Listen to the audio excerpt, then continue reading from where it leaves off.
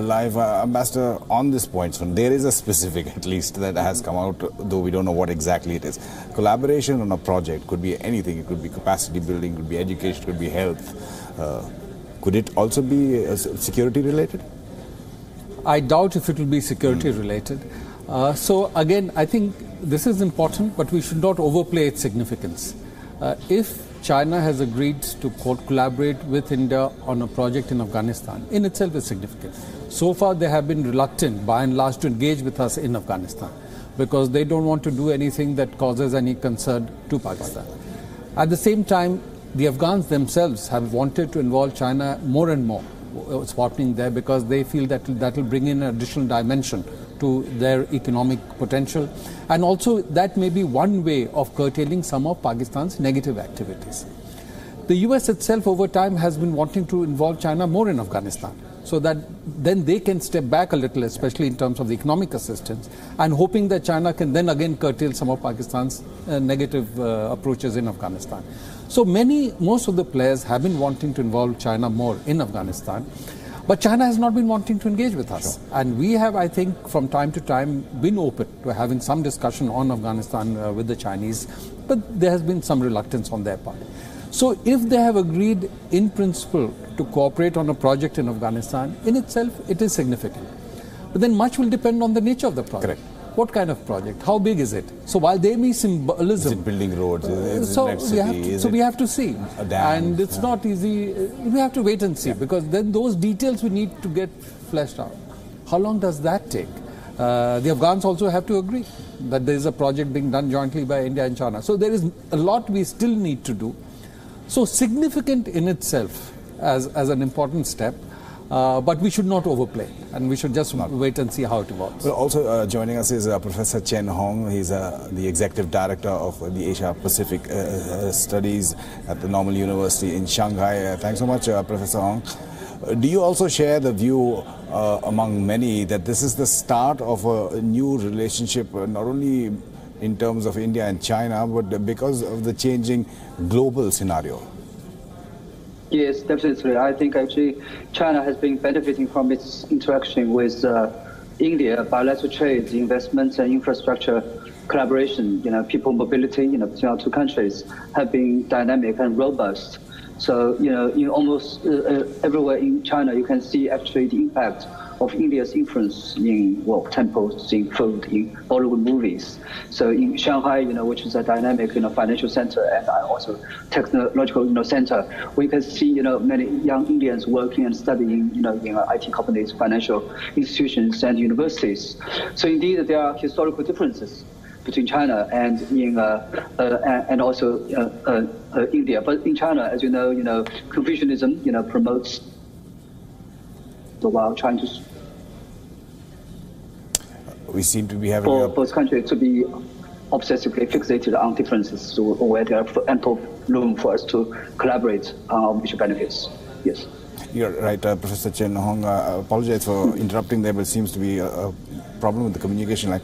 Again, going back to Afghanistan, like you're saying, don't overplay it. It is a project. We don't know what the project is. But what Atul Aneja was saying, is it in the future, do we have a foot in the door, so as to speak? He's talking about the quadrilateral, the other regional groupings that India is not part of, in terms of further, if and when there is some kind of a peace process, that India could be involved in that as well. Is this one step towards that, or is that again too far-fetched? So there are a lot of existing mechanisms in Afghanistan of which we are a part. For example, the Heart of Asia process. Yes. And there are several other mechanisms of which we are not a part. For example, the US, China, Pakistan, Afghanistan. Then there is a mechanism that Russia has also been trying to run. I think we should focus largely on what we are doing to establish bilaterally our presence in Afghanistan. So long as we have a strong presence in Afghanistan through our economic cooperation, capacity building efforts, so long as the Afghans themselves find value in what India is doing, whether we are or not we are part of one mechanism or the other doesn't really matter. And because they will involve us more and more in terms of the outcomes that are taking place. And once people see that India has a relevant role in Afghanistan, our role will become, because you may recall before 9/11, most of the mechanisms had kept India out.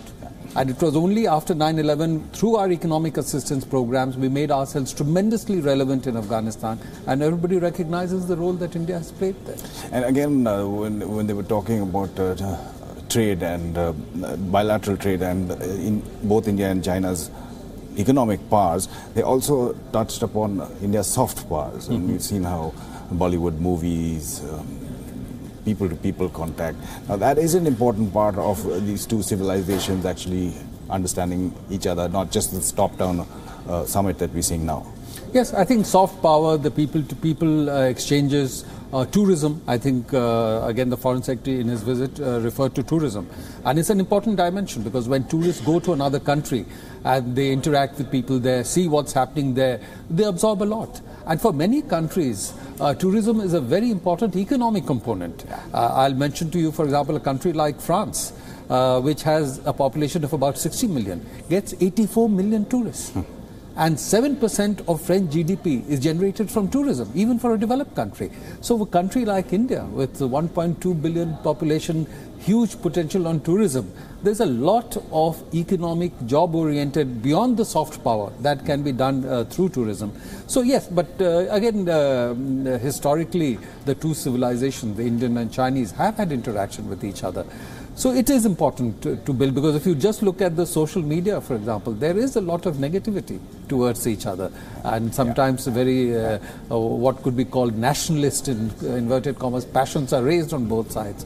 So whatever can be done to enhance understanding, enhance acceptance of differences, I think those are very important. Polki, just coming back to you again now, we heard what the Foreign Secretary had to say. Just recap all the optics that we've been seeing over the last 2 days. We've seen a lot of Prime Minister Xi Jinping today, tea ceremonies, the boat ride, the walk along the lake as well.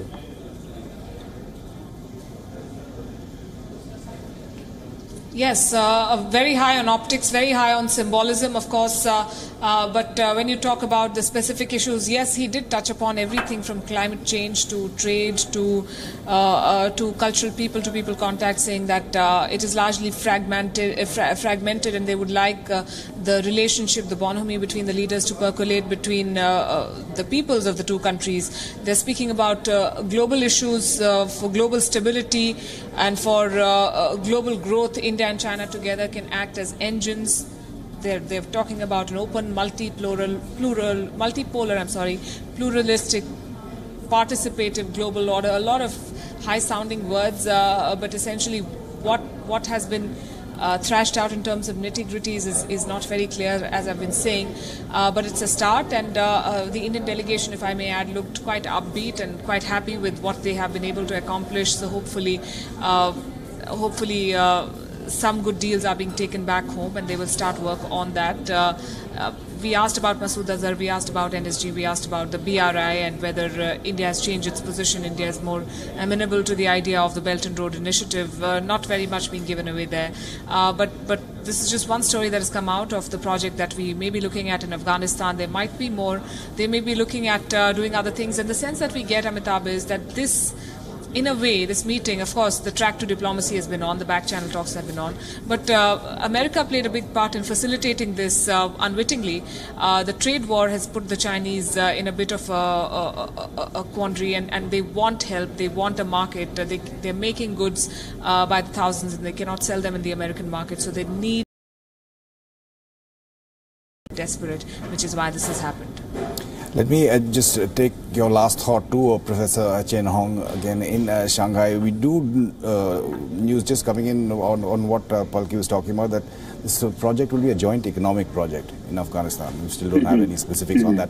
But Professor Chen Hong, the point that Polki was making from Wuhan is of changed global circumstances, the threat of a tariff war, trade war between the US and China, also helping China and India get together, but both sides, as the ambassador here in our studios was pointing out, also looking at trade and investment in each other apart from the US.